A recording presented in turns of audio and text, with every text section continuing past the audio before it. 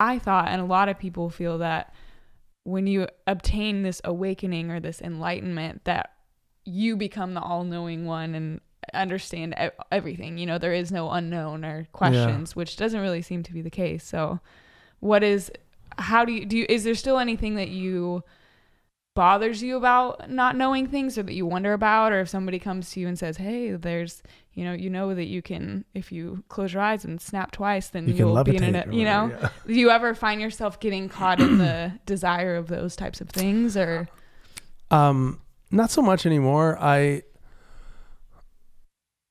think about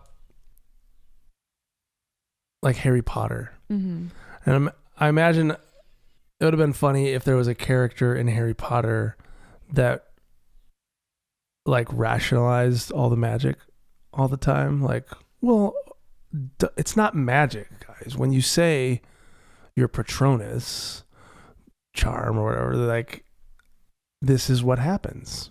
It's demonstrable in scientific studies. It's not magic. This is what happens. The wand emits this particle beam and it transfers into the, like, we're talking about there not being magic or not magic, as though two galaxies of stardust that have collected into like meat and blood and bone and brains with electricity can take the air from this ball soaring around this burning giant ball of fusion gas and take that air into its lungs and then expel the air through some vocal cords, creating sounds with the mouths into electronic instruments that somehow go into a computer and turn it into ones and zeros and fly through space into other people's ears.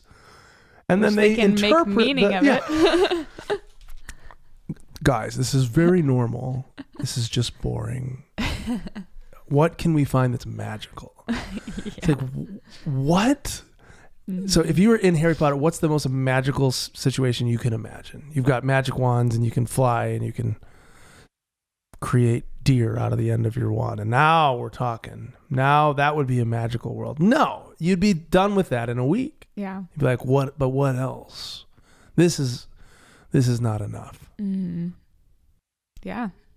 So coming to say this is all there is not to say what is figure outable. Mm-hmm. or even that what we can see is all there is. No, but if it is, that's what is. Yeah. And if you see it, you could either like love it or not. Mm-hmm. If you experience it, you could either love it for what it is or wish that it was something else and try to add to it and not be satisfied. Mm-hmm. So if we die and we end up on some baboon's ass for 1 billion years with crowns of gold, that'll be wild.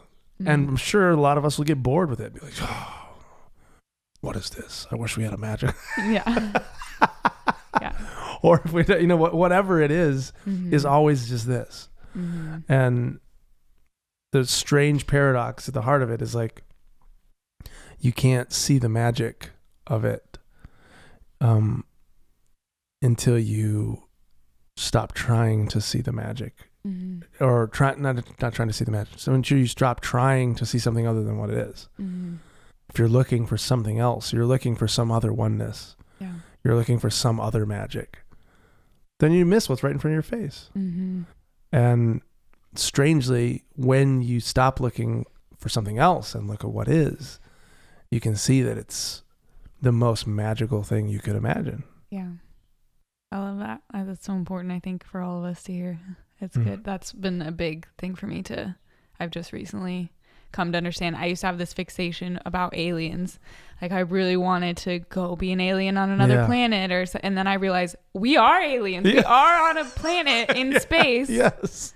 We are. And I know. It's just, so there's probably some alien on another planet somewhere wishing that if I just didn't have this antenna, and I had 2 eyes and, not 100 eyes, my butt instead of my mouth, then it would be awesome. Yeah. It's just, that'd be magical. It's the same thing of the that for sure.